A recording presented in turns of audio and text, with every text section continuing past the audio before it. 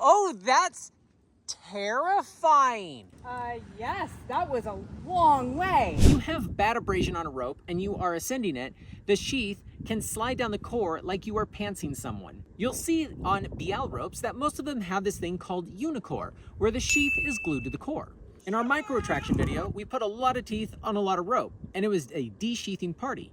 And so many of you asked, what about Unicore? So I asked Beal directly to work with me on this video, so I'm not just reverse engineering what they did, but actually understanding the actualness. Fuck. So many bloopers. The YouTube struggle. I'm out of water. I know, I'm really thirsty. But that I can really help you understand truly how Unicore works. So I asked on Instagram what your questions are, so let's just start with those. How do they farm unicorns? Is it sustainable and humane? It's all downhill from here. It is, because they're at the top. They wipe the oils off the horns from the most free-range unicorns in the world while feeding them organic glitter. I needed some water and it got windy. Are they more resistant to abrasion or is it the same? Will there be a difference in the maximum load when breaking a rope with Unicore? How does Unicore interact with various progress capture devices? Will sheath slippage happen? Are they harder to cut without a hot knife? Now, I think most of these questions can be answered if we just start at the beginning. A kern mantle rope is a rope that has a kern and a mantle, or a core and a sheath, and they are independent of each other. You can see here that this rope does not have Unicore, and I can pull the core out until it bunches up enough of the sheath. But if you have Unicore on there, not only when you cut it does it not fray out like a normal rope would, yeah, I'm trying pretty hard here. I can't get the sheath. No, I got it. Hold on. If I fuss with it enough, I can get part of it to move. There's one. We'll talk about why that happens in just a minute. I basically cannot pull the core out of the sheath, which actually helps a lot with sheath slippage, which is a concern if you use the rope a lot, it gets wet, it gets longer, it gets shorter, and it looks like it has a loose sock bunched up at the end of your rope, or they just separate kind of like I showed you there. Now, if you are ascending or rappelling and your sheath gets damaged enough to where it can fully separate from the rest of it, then you will slide down like you saw at the beginning of the video. I do chuckle though when I see Beal's demonstrations of this because the dummy slides right off the end of the rope. Now, I think you should have a knot at the end of your rope if you are rappelling, and you should typically be tied in or have it terminated, or not at the end of your rope if you are ascending, and therefore you will, in theory, bunch the rope up enough to where you eventually will stop. Now that I've pulled enough Unicore ropes apart to know how the glue is applied, it doesn't quite look like the picture that the marketing department of Beal made for Unicore. That photo makes it look like it's one big hug around the core, and so you get questions like, does it make it more waterproof? No, it doesn't, because let me show you how they actually are on there. So on this rope, I learned something really cool, is that some cores are braided and don't look like spaghetti. Now the braided core is more durable, but it is less stretchy, though it can be put in dynamic ropes. But the spaghetti kind is more stretchy, but less durable. It depends what you're trying to get out of your rope. Now, depending on what type of core you have, depends on how the glue is applied. On the braided core, there are 4 lines of glue that go all the way up and down. That is nylon fibers, and this is obviously nylon fibers. But it's that stuff right there. So you can see this is not the glue, that's just the way it's braided. Here you have a glue bead and a glue bead there, and a glue bead there. So 1, 2, 3, and then there was one on the back side here. But the loose spaghetti strand type of core, that wouldn't work, and so what they do is they apply it to one side, only making 3, 4, or 5 of the strands actually have the glue on them, and then the other ones do not. So all these are glued together by the Unicore on this side. Oh wow. I legit have Unicore in my hands. So we can already start to answer some of the questions. It doesn't offer any water resistance. It's only touching part of the core, and it's only between the sheath and the core. Unicore sort of doesn't offer more abrasion resistance because it's on the inside. It's still a nylon sheath and a nylon core. So if you're gonna be rubbing it on stuff, it's going to abrade. However, it does keep the construction of the rope more round, meaning when it does touch a rock, it's not flattening out and abrading quicker. So it does make it a little bit more abrasion resistant, but that's not because the Unicore is protecting it, it's because it's creating a better shape for the rope. And as you'll see, It doesn't make it harder to cut. Now, is it okay that the glue doesn't wrap all the way around? Well, yeah, let me explain to you how the sheath works. I have a 10-pound weight here. I'm gonna try not to drop on my foot. And this is the non-Unicore rope with no knot on the end. So if you only cut a short section vertically, then it will slide all the way down. But you get the point. You only have to cut about that much vertically to cut all of the sheath fibers because they wrap around the rope. So to bond the core and the sheath together, you don't have to wrap the glue around like a barber pole. It's because the sheath already is. This whole video came about because we tested ropes with microtractions and people wanted to know if this Unicore made a difference. To lay the foundation of how ropes break when you slow pull them with an ascender, when they get to around 6, 7, or 8 kilonewtons, the sheath breaks and starts to slide down the core until basically it bunches up and it can't move anymore. So what does that Unicore do? It doesn't slide the sheath down, it just breaks it at 7.27. That one was a little bit higher. So it did slide down just a little before breaking, but it just bunches up right there because it can't slide down the core. If for some weird reason you are putting on an unhealthy amount of force on a rope with an ascender, with Unicore, it's not gonna make it stronger. It just keeps the sheath from sliding down the core. And so around 7 kilonewtons, when it bites through that sheath, it's gonna just finish tearing apart that core and break the entire thing. Now, it bit through the entire rope on the braided core, but the spaghetti core did something a little different.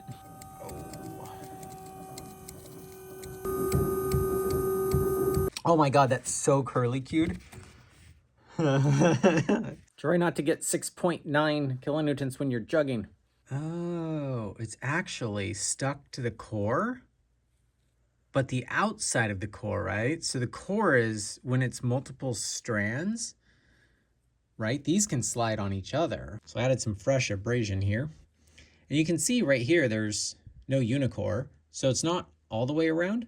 And if I play with the cores here, you can see that there are some glued, right? So it looks like we've got 1, 2, 3, 4 strands. They're actually bonded to the sheath, and the rest of these are loose. It doesn't seem like there's anything on them. And when I pull this off, you can see that the Unicore exists underneath there. So it's really touching 3 really well, and then the 4th one a little bit. Now, how well does it hold if your sheath is damaged? So that is not good.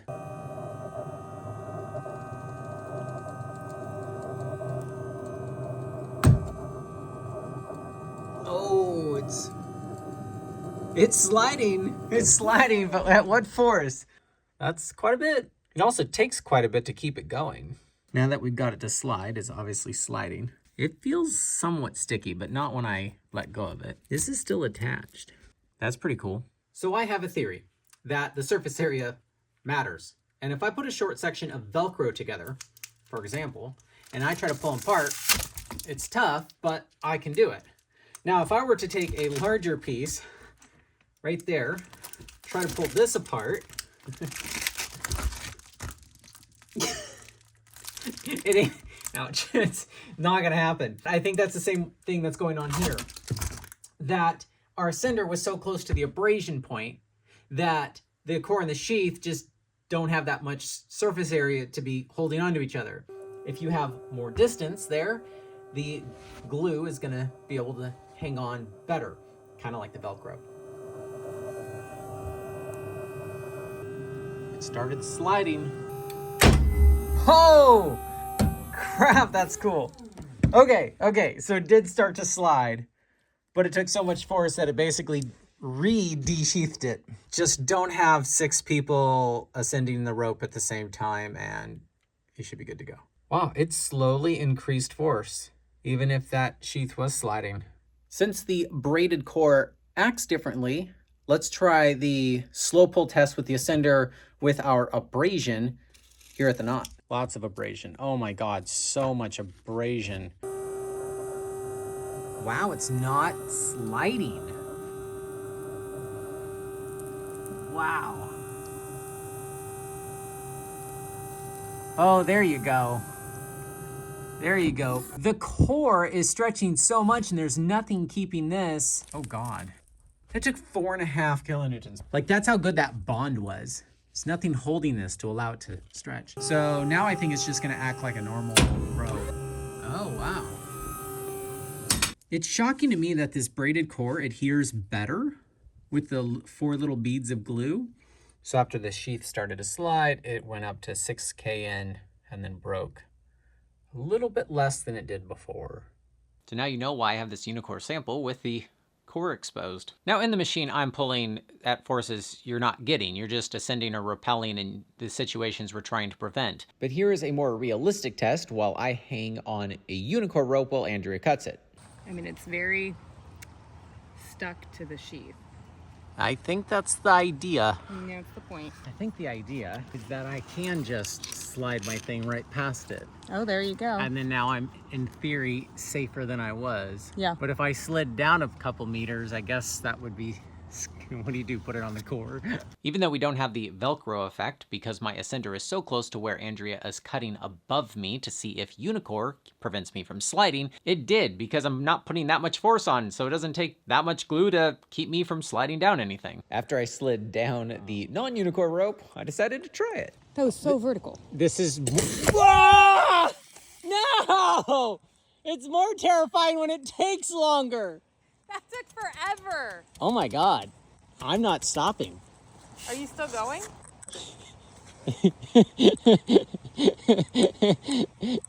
Yeah, baby, I'm still going. Look how bunched up this is. If you're not gonna continue to slide, this would be way scarier without a perfect descent. They're not all grabbing. There's like always a couple loose ones. I mean, it would take quite a bit to get through all these, but like if I was halfway up El Cap, this would be another level of gnar. So half the core strands are on the outside of my thing. Once you're on this part, you're like, oh, see that? Just came out. Once you're here, I think you're sort of super good enough. And then you're like good again. Yeah, so the core strands that were being bit by the teeth the most are like 50% fuzzed up. You still have the others. I don't think you would completely just come off, but man, that would be terrifying. So what happens if we pull on the core in the slow pull machine? So we've got 4 that are still intact. Did it just bounce off? Oh, weird. It shredded some of them. Curly cued some of the core strands. It just, you can't bite all of them. So you're always going to have at least a few strands holding you. Not bad considering only a few were doing the holding. How strong is the core versus the sheath? Since this does not have Unicore, I can pull this core right out of that sheath. We are going to test this just in a figure 8 right now. But what's interesting is when I pull tested this just now, normal, in a figure 8, it broke at 16 kilonewtons. Always make sure you dress your cores. Don't recommend that you do this in real life, but hey, I might have once.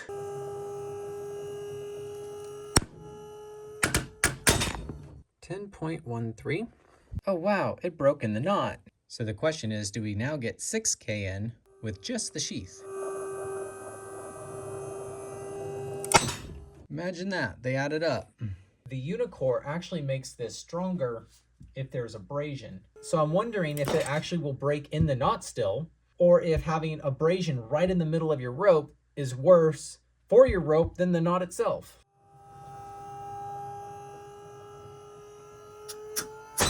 Oh, I think it broke in the middle. I so rarely get things that don't break in the knot. That is exciting. Yeah, we got the strength that we got with just the core. So I don't think it makes the rope itself stronger if your sheath is that damaged. I think it just really helps that you're not going to slide down the rope if you are using an ascender trying to go up it. Oh, it absorbed really well. That's not bad for what I just did. Oh no, we have abrasion. This one has no ascender. Oh, wow. This is fun. It made it softer. I'm gonna examine that on the ground.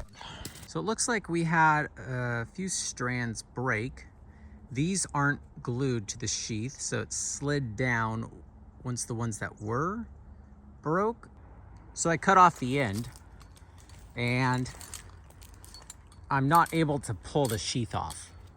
I definitely would be able to if this wasn't Unicore, even though I have that much showing. Before we test the ascender, this side over here, these are glued, and this side over here, these are not.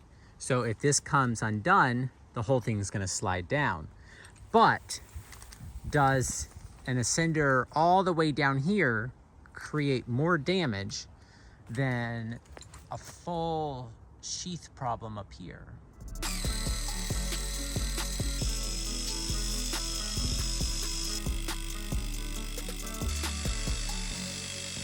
See if my anti-cross-loading features work. Oh, did I not de-sheath? We are below the de-sheath force. Hot damn.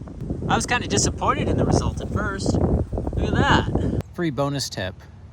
Don't take factor 2 falls on your rope on an ascender after it already looks like this. But I am curious what's gonna happen if we do it. 3, 2, 1. Whoa! Oh, that's sick. It slapped me in the face with the spaghetti. Whoa, what's all that? Is that where the sheath was glued on? Interesting. Okay, so it didn't do anything more here, or I, can't tell. It broke where the micro traction was. And after it caught, it couldn't slide the sheath down the core, not well enough. So it ended up snapping all the way through at, typically the force is it's de-sheathing that, but it cut all the way through doing that. This is also the second time we've done it on that same spot on the rope. That is sick. It tried to slide the sheath down the core, but that's what happened. Oh no, abrasion on the Diablo. Uh-oh, that broke. What? How did that break? Oh shit, it broke up here. Oh wow. Oh wow. Oh wow. So I have a theory that when I cut the sheath, it cut through the core, and because it's braided, it weakened the core by a substantial amount. So this next sample, I was careful not to damage the core, but only the sheath. And we have a micro traction right there. Oh my God, that de-sheathed the shit out of it. And it stretched this out. I think because this isn't connected to each other, right? And if this is gonna stretch, so maybe this section is actually the same as when I cut it, except the core is stretched out. Now that the core has stretched out, it kind of detached the bond it had with the sheath. And so that's why at least that part moves and this part moves. 6.34. I think that helped absorb some of the shock, the fact it does slide. The micro traction was here, and it went all the way down to here. It's like kind of crunchy from the glue. The green is bonded to the core permanently. And this is rock hard. I imagine if I had more weight or more momentum or something, I probably could have cut through that. So my abrasion is next to the dummy this time. Let's see what happens. Oh, wow. It bounced so much. Oh, that's impressive considering I cut the sheath. Definitely separated. I definitely feel the glue right here. So I didn't cut this much before the sheath was cut all the way through. And you can see that there's what? 3 or 4 strands with the Unicore on it, right? There's your Unicore. But you have so many in this 11 mil that don't have anything, that when I pull on this, it can slide. Now it's stickier than a normal one, but it'll definitely move. But what I'm gonna do is leave this here, and we're gonna drop an ascender on our weight with a factor 2 and see how this is affected. Okay, line scales reset. We have our abrasion, we have a micro traction, and for some dumb reason, you decide to fall. That de-sheathed real bad. This actually isn't much different up here, which means that part did its job. That is the D-sheath range we normally get. Scrunched up too much to keep going. It's scrunched all the way to, this gets loose in here. You could definitely feel it's loose. And then here it starts to feel normal. But wait, there's more. What happens if you have a rope full of glue? Doesn't that make it stiffer? Kind of. At the beginning, when you first use it. At the beginning of our climb with the Joker 9.1 that you saw at the beginning of the video, it was stiff. And then by the time we got to the top of the mountain, it wasn't. It works itself out. But the problem now is, what happens if you work it out too much? I have finished, finally, my abrasion tester and maturely called it the Rub Master. To be fair, a semi-static, non-dry treatment, single strand weave, non-Unicore rope. And I rubbed this thing 10,000 times with 20 pounds hanging off of it. And this Beal Joker that I also tested is dynamic. It has a dry treatment and it has 2 strands per weave on the sheath. And since this definitely isn't clean science, I rubbed it 20,000 times with 40 pounds because I really wanted to see if it would get weird. Basically, does the glue create a problem? Nope. You can barely tell I did that. And that's over 6 kilometers of rubbing on the same spot. It did make that part of the rope fatter, but if I saw this rope out climbing, I wouldn't have thought anything of it, whereas this one's pretty fuzzy. Now, I found my MBS of how many tests I do in a single video, and I technically tested twice as many as I put in the final edit, but it would have been too boring otherwise. Well, let me go show you something really quick. If you don't have kids, this is how you hold your ropes.